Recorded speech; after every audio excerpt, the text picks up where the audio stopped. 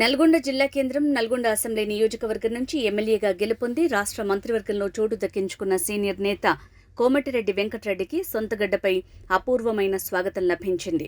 భారీ మెజారిటీతో విజయం సాధించి తెలంగాణ కాంగ్రెస్ పార్టీ తొలి కేబినెట్లో రాష్ట్ర రోడ్లు, భవనాలు మరియు సినిమాటోగ్రఫీ మంత్రిగా బాధ్యతలు చేపట్టిన తర్వాత తొలిసారి నల్గొండ పట్టణానికి వచ్చేశారు. సీనియర్ మంత్రిగా రోడ్లు, భవనాలతో పాటు సినిమాటోగ్రఫీ శాఖలని పర్యవేక్షించే బాధ్యతలు చేపట్టిన తర్వాత సొంతగడ్డకు వచ్చిన మంత్రి కోమటిరెడ్డి వెంకటరెడ్డికి సినిమా స్టైల్లో ఆకాశం నుంచి పూల వర్షం కురిపించారు. పట్టణంలో అడుగుపెట్టిన వెంటనే ఓపెన్ టాప్ జీప్లో మంత్రి కోమటిరెడ్డి వెంకటరెడ్డి ప్రజలకు అభివాదం చేస్తూ ముందుకు సాగుతుండగా పైన ఆకాశంలో ప్రత్యేక హెలికాప్టర్ ద్వారా పూలవర్షం కురిపించారు.